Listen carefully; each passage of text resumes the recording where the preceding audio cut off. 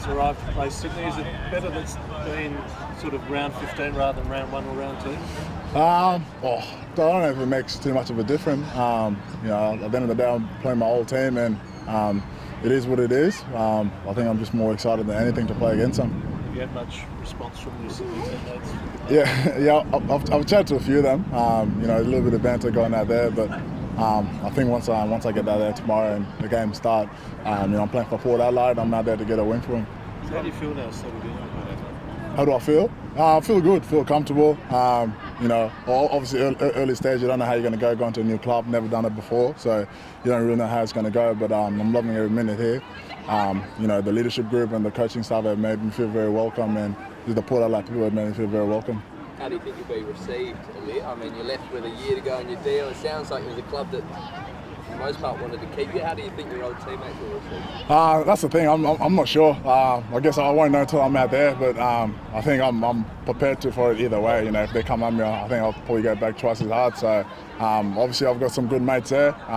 But at the end of the day, I'll play for Port Adelaide, so I'll have a chat with them after the game. But I've got a job to do, and that's to play well and get the win for Port Adelaide. What sort of character are you? Are you a handshake with your old teammates before the game, or do you save that to the end of the game? Probably save it to the end. I mean, if someone brings their hand out to shake your hand, then I'll shake their hand. But at the end of the day, I'm a very chilled and relaxed person.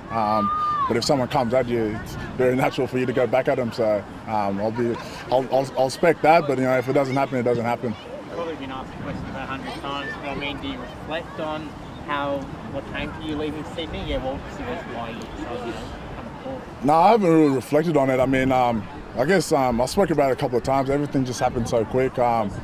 With me not having a great season and Port interest coming and just the way everything moved happened pretty quick. But I'm here now. I'm a Port Adelaide player. All I want to do is win a premiership, and that's still my goal. So why has it worked at Port Adelaide? You settled in so quickly and shown your best form so quickly this year? Probably just being comfortable playing back. I reckon towards the end of 2019 and 2020 season, I was probably just inconsistent all over the ground. It didn't really matter where I was playing. I was, whether it's in the ruck, in the back, forward line, I was very inconsistent. Where here, coming to a new club, you don't really know how it's going to go, but everyone's made me feel very welcome. I'm locked and loaded, playing down back, and just being able to play with a bit of confidence. And the boys around me have made me feel very welcome. And what sort of advice do you give your teammates who might match up on Buddy? What advice have I given them? We had a line meeting earlier this morning, so I sort of gave them a few tips on, because at the end of the day, we've been working so well as a back six, so I don't think it's just going to be one person, locking on him. So I think we're going to rotate and move around a bit. But I've sort of given them a few, strengths and weaknesses on a few of the players in the middle, up forward, and then down back too. Just, and I've sort of just said early in the week to the boys, if whatever you need, just come and ask me. I'll give you as much as you can. But the way they've been playing is a little bit different to last year too, the Swans. So it should be a cracking game.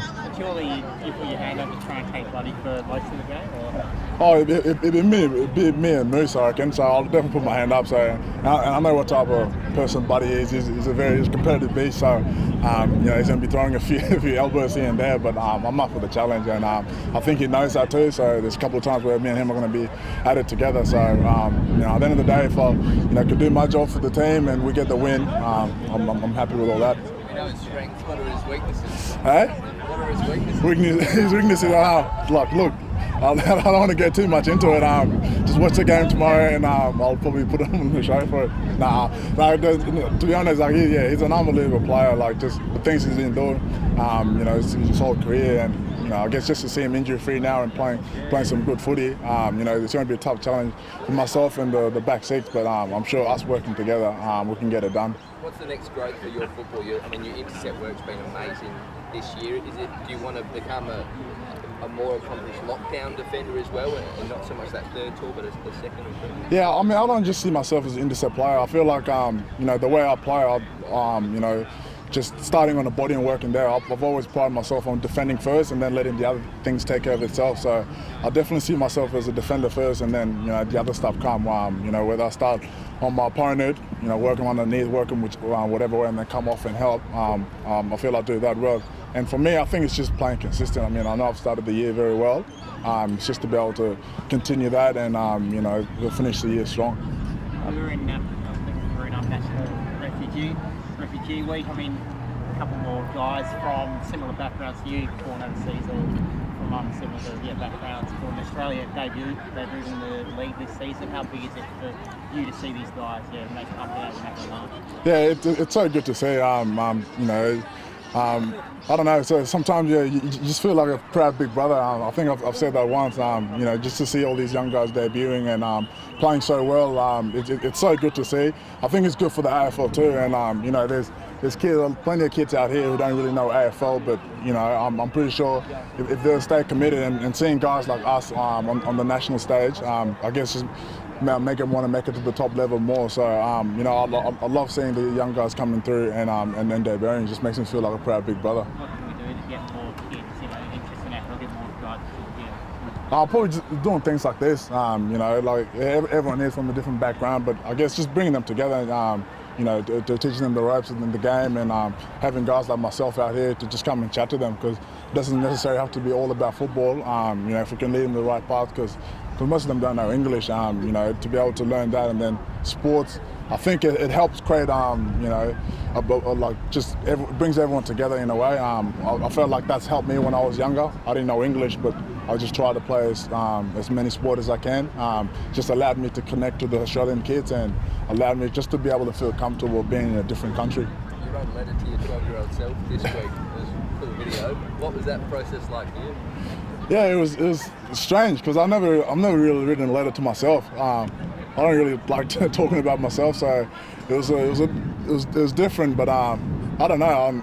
It sort of just allows you to reflect on, I guess, how you got to where you are, things that you've got through, the challenges that you've had, and I feel feel very privileged to be in the position I am. I think early stages of my career, I didn't really.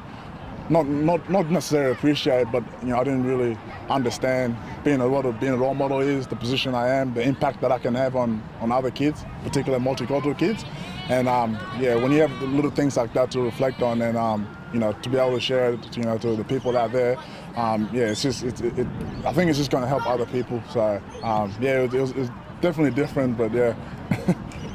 Aliir, what does it mean to you to be a representative of these kids and all these different cultures? And is this carnival something similar to how you learned the game? Yeah, I mean, to be honest, as I touched on, I didn't really take on the role, my early days, because I was just so focusing on footy. But I think this just it comes together with my football, and I think.